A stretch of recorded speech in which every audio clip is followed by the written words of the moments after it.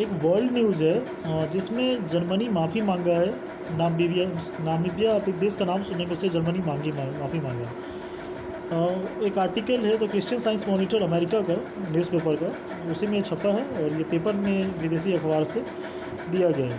इसमें कहा गया है कि पिछले बुधवार को फ्रांस के राष्ट्रपति मैनुअल मैक्रों ने रवांडा का दौरा किया ताकि वो उस बात के लिए माफ़ी मांगे कि 1994 में जब वहाँ नरसंहार हुआ तो फ्रांस हस्तक्षेप करने में नाकाम रहा। रवांडन जेनोसाइड के बारे में आपको पता है, मतलब आप पढ़ सकते हैं उसके बारे में कि कितने हाई लेवल पे नरसंहार और कितने कैजुअलिटीज़ हुई थी, अनबिलीवेबल है। आप पढ़ सकते हैं उसके अलावा रवांडन जेनोसाइड करके। उसी के लिए फ्रांस के जो राष्ट्रपति हैं वो माफ़ी मांगे हैं कि वो एक तरह से नाकाम रहे। इसके अगले दिन कनाडा के प्रधानमंत्री जस्टिन ट्रूडो ने दूसरे विश्व युद्ध के दौरान इटली मूल के कनाडाई लोगों को बंदी बनाए जाने के लिए एक माफ़ीनामा लिखा है।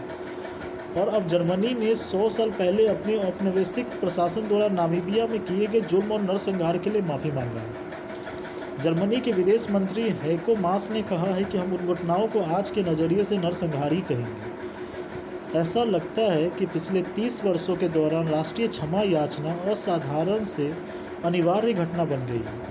इन देशों के संबंध में एक सुखद मोड़ के रूप में चिन्हित किया जा सकता है। इन क्षमा याचनाओं को उस बिंदु के रूप में भी रेखांकित किया जा सकता है जहां कोई समाज व व्यक्ति खुद को परिभाषित करता है। इसलिए ये माफ़ी इतिहास की कृतियों को लेकर मुश्किल सवाल भी खड़े करती है और पुल बनाने की ज़रूरत भी बताती है, जो अमेरिकी कवयित्री कैरोलीन फोर्ज के शब्दों में निजी व राजनीतिक का परस्पर विशेष क्षेत्र है।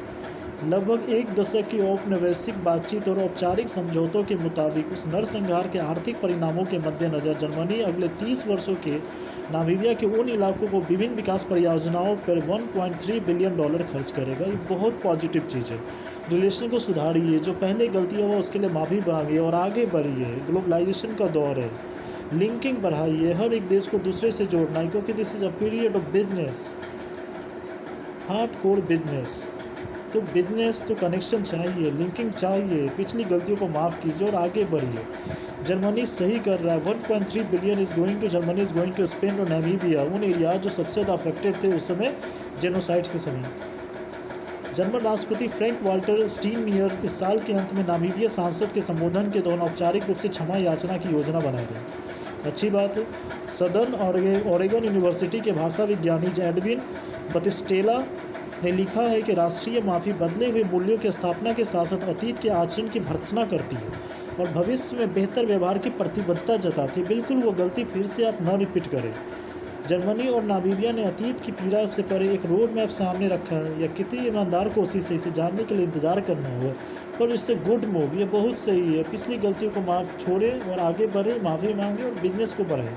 वो निर्यात में जो मिस्टेक को फिर से बढ़ाएं, बिजनेस को और बढ़ाएं, ताकि उस देश का भी भला हो और आपको भी ऐसा लगे कि आपको सही कर रहे हैं, अपनी गलतियों को, कि भूल को एक्सेप्ट कर रहे हैं और उस भूल के लिए एक तरह से आप क्षमा मांग रहे हैं। Self realisation.